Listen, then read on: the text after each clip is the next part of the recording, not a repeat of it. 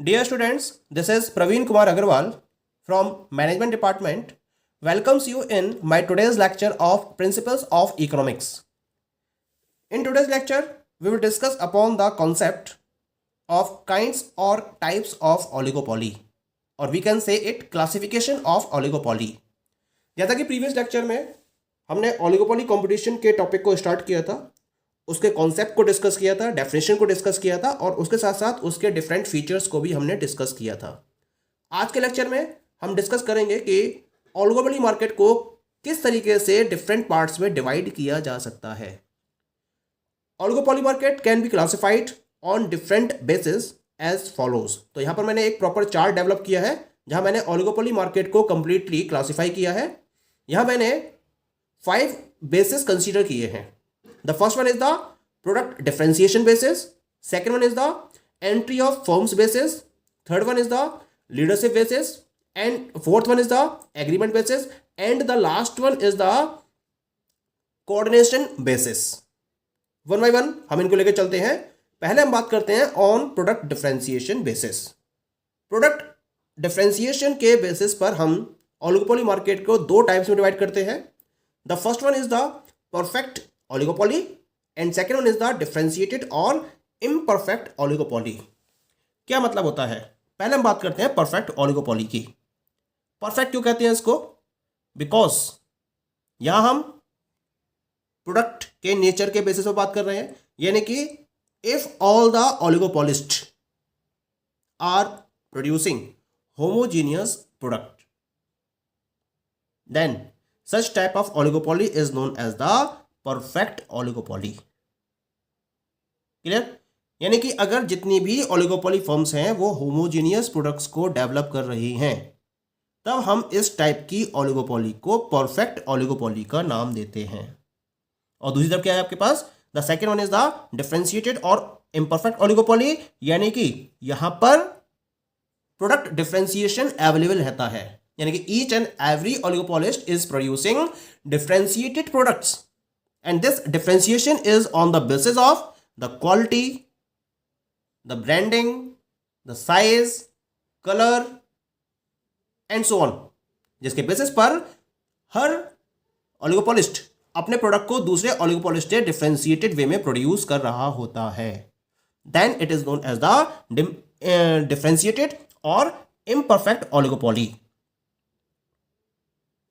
अगर हम most of the industries की बात करें, जैसे ऑटोमोबाइल्स हैं, रेफ्रिजरेटर्स हैं, कंप्यूटर्स हैं, ऑडियो विजुअल प्रोडक्ट्स हैं, air conditioner, pharmaceutical, these all fall in the category of differentiated oligopoly. क्योंकि इन सभी इंडस्ट्रीज के अंदर जो मैंने अभी आपसे डिस्कस की थी, इन सभी इंडस्ट्रीज के अंदर जितनी भी ओलिगोपोली फर्म्स अवेलेबल होती हैं वो केवल और केवल डिफरेंशिएटेड प्रोडक्ट्स को प्रोड्यूस कर रही होती हैं। यानी कि एक तरीके का यहाँ क्या होता है, नॉन प्राइस कॉम्पिटिशन अवेलेबल रहता है और प्रोडक्ट की क्वालिटी, फीचर, साइज, इन सब के बेसिस पर आफ्टर सेल सर्विसेज और भी बहुत सारे पॉइंट्स हो सकते हैं डिफरेंशिएशन के, इनके बेसिस पर हर फर्म अपने कंज्यूमर को मैक्सिमम क्वांटिटी तक प्रोडक्ट सेल करना चाहती है। क्लियर? तो ये तो बात हो गई on the basis of the product differentiation की। अब हम सेकंड पॉइंट की बात करते हैं। The second one is the on entry of firms basis. Market में फर्म की एंट्री के बेसिस पर ये 2 टाइप की होती है, आइदर द ओपन ओलिगोपोली और it will be closed oligopoly. Open का मतलब क्या होगा? When new firms are free to enter the market then such type of oligopoly is the open oligopoly. यानी कि यहां पर नई फर्म्स के एंटर करने पर किसी भी टाइप के रेस्ट्रिक्शंस नहीं होते हैं, ना तो कोई नेचुरल रेस्ट्रिक्शन होता है और ना ही कोई आर्टिफिशियल रेस्ट्रिक्शन होता है। कोई भी नई फर्म जब आना चाहे तब वो मार्केट में एंटर कर सकती है और अपने बिजनेस को स्टार्ट कर सकती है, या कोई भी फर्म, एग्जिस्टिंग फर्म मार्केट को लीव करना चाहे, लेफ्ट करना चाहे तो वो लेफ्ट कर सकती है। इसके लिए कोई भी बाउंडेशंस नहीं होती हैं, तो हम इसको ओपन ओलिगोपोली का नाम देते हैं। Second one is the closed oligopoly. Close का मतलब यहां कुछ ऐसे नेचुरल बैरियर्स क्रिएट हो जाते हैं जिसकी वजह से जो नई फर्म्स हैं वो मार्केट में एंटर नहीं कर सकती हैं। And this closed oligopoly is mainly dominated by a few large firms, जो अपने लार्ज ऑपरेशंस के बेसिस पर नई फर्म्स की एंट्री को ब्लॉक कर देते हैं। यानी कि अगर कोई फर्म आना भी चाहे तो उसको बहुत ज़्यादा रिसोर्सेज के साथ में अपने बिजनेस को स्टार्ट करना पड़ेगा, तब वो इस बिजनेस को सेटअप कर सकती है। तो हम ऐसी ओलिगोपोली को क्लोज्ड ओलिगोपोली का नाम देते हैं। तो एक बात ध्यान रखिए, क्लोज्ड ओलिगोपोली का मतलब होता है फ्यू लार्ज फर्म्स, जितनी भी फर्म्स हैं वो लार्ज लेवल पर अपने ऑपरेशंस को परफॉर्म कर रही होती हैं, जिसकी वजह से नई फर्म्स इस इंडस्ट्री में या इस मार्केट में एंटर करने की हिम्मत नहीं दिखा पाती है। तो ये नेचुरल रेस्ट्रिक्शंस क्रिएट होते हैं ऑटोमेटिकली। तो इसको हम क्लोज्ड ओलिगोपोली की कैटेगरी में रखते हैं। पॉइंट क्लियर हो गया? देन ये तो बात हो गई आपकी on the entry of firms basis. अब हम बात करते हैं on leadership basis. Leadership basis पर हम इसको दो पार्ट में डिवाइड करते हैं। The first one is the partial oligopoly and second one is the full oligopoly. Leadership basis का मतलब क्या होता है? प्रेजेंस ऑफ प्राइस लीडरशिप, यानी कि जिस मार्केट में प्राइस लीडरशिप की या तो प्रेजेंस होगी या फिर प्रेजेंस नहीं होगी। पार्शियल ओलिगोपोली का मतलब क्या होता है? It refers to the market situation where one large firm dominates the market and other firms look to the price leader with regard to the policy of price fixation। यानी कि यहां पर जो एक लार्ज फर्म होती है वो complete market को डोमिनेट करती है, क्योंकि उसके पास मार्केट का लार्ज शेयर अवेलेबल होता है। और जो बाकी की फर्म्स हैं जिनको हम फॉलोअर्स का नाम देते हैं ऐसे मार्केट में, वो क्या करती हैं? इस प्राइस लीडर को फॉलो करते हुए अपने पर्टिकुलर प्रोडक्ट के प्राइस को फिक्स करती हैं। यानी कि अगर उन्हें अपने प्रोडक्ट के प्राइस को डिसाइड करना है तो वो क्या करती हैं? मार्केट में जो लीडर की पोजीशन पर है उसके प्राइस को फॉलो करते हुए अपने प्रोडक्ट के प्राइस को डिसाइड करती हैं। तब हम इस पर्टिकुलर ओलिगोपोली को पार्शियल ओलिगोपोली का नाम देते हैं। Point is clear? जबकि फुल ओलिगोपोली क्या होती है? जहां कोई भी फर्म डोमिनेंट पोजीशन में नहीं होती है और कोई भी फर्म प्राइस लीडर के रोल को प्ले नहीं कर रही होती है। यानी कि कुल मिला के जो प्राइस लीडरशिप है that is absent in such type of market. तो all the firms are having almost equal size of the market. जितनी फर्म्स ऑपरेट कर रही है मार्केट के अंदर उनके पास ऑलमोस्ट इक्वल साइज होता है, इक्वल शेयर होता है मार्केट का। तो कोई भी फर्म प्राइस लीडरशिप की पोजीशन में नहीं होती है और वो मार्केट को डोमिनेट नहीं कर पाती है, तो हम ऐसी ओलिगोपोली को फुल ओलिगोपोली का नाम देते हैं। Point is clear? Now come to the fourth one. The fourth one is the on agreement basis. Agreement के बेसिस पर हम ओलिगोपोली मार्केट को दो पार्ट में डिवाइड करते हैं। The first one is the collusive oligopoly and second one is the non collusive oligopoly. Collusive का मतलब क्या होता है? जहां collusion, where collusion take place. Collusive oligopoly refers to a market situation where the firms instead of competing with each other combine together and follow a common price policy। यानी कि यहां क्या होता है? एक कोल्यूजन बन जाता है। एक कोल्यूजन को फॉलो करते हुए सारी फर्म्स अपने ऑपरेशंस को कंबाइन कर लेती हैं। कंपटीशन को अवॉइड किया जाता है, क्योंकि कंपटीशन की वजह से जब लॉसेस ज्यादा होते हैं तब सारी फर्म्स क्या करती हैं? एक दूसरे के साथ में अपने ऑपरेशंस को कंबाइन कर लेती हैं और कंबाइन करने के बाद वो डिफरेंट टाइप के मैटर्स पर एक कॉमन प्रैक्टिस को फॉलो करती हैं।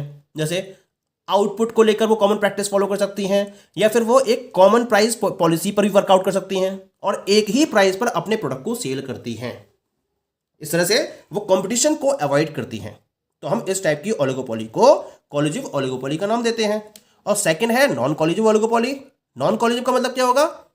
एब्सेंस ऑफ एनी एग्रीमेंट और अंडरस्टैंडिंग, जहां पर फर्म्स एक दूसरे के साथ में कंबाइन ना होते हुए एक दूसरे के साथ में कंपटीशन करते हुए मार्केट में अपने बिजनेस को रन करती हैं। तो इसको हम नॉन कोल्यूसिव ओलिगोपोली का नाम देते हैं। यानी कि कोल्यूसिव ओलिगोपोली में एक एग्रीमेंट होता है फर्म्स के बीच, फर्म के बीच में वो कंबाइन करती हैं और एक कॉमन प्रैक्टिस को फॉलो करती हैं। जबकि नॉन कोल्यूसिव ओलिगोपोली में ऐसी किसी भी प्रैक्टिस को फॉलो नहीं किया जाता है। पॉइंट क्लियर हो गया? Now we move to the last one. Last one क्या है आपके पास? That is on coordination basis. Coordination के बेसिस पर हम ओलिगोपोली मार्केट को दो पार्ट्स में डिवाइड करते हैं। पहला है इसके अंदर that is known as the organised oligopoly and second one is the unorganised oligopoly. Organised oligopoly को हम सिंडिकेटेड ओलिगोपोली का भी नाम देते हैं।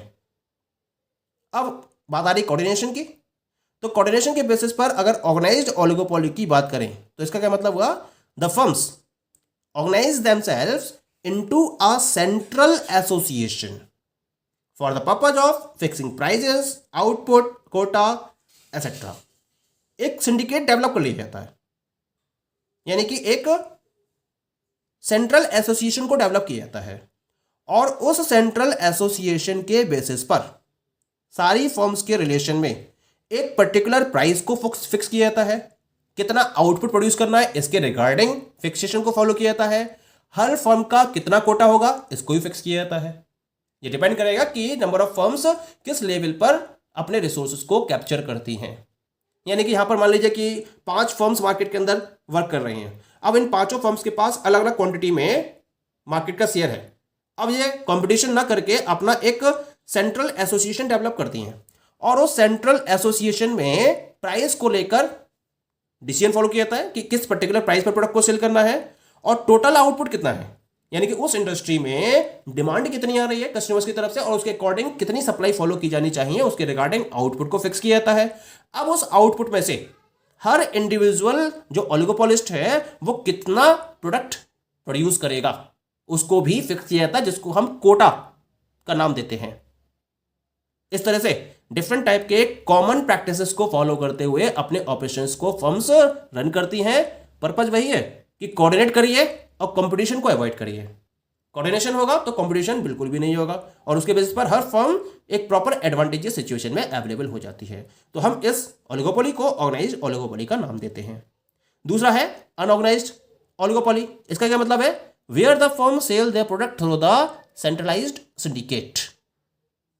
जो सेंट्रलाइज्ड सिंडिकेट के थ्रू अपने प्रोडक्ट्स को सेल करती हैं तो हम उसको अनऑर्गेनाइज्ड ओलिगोपोली का नाम देते हैं। यानी कि यहां एक प्रॉपर कोऑर्डिनेशन फर्म्स के बीच में नहीं रहता है। हर फर्म अपने बिजनेस पर प्रोडक्ट को डेवलप करती है और उसको मार्केट में अवेलेबल कराती है। Then such a situation is known as the unorganised oligopoly.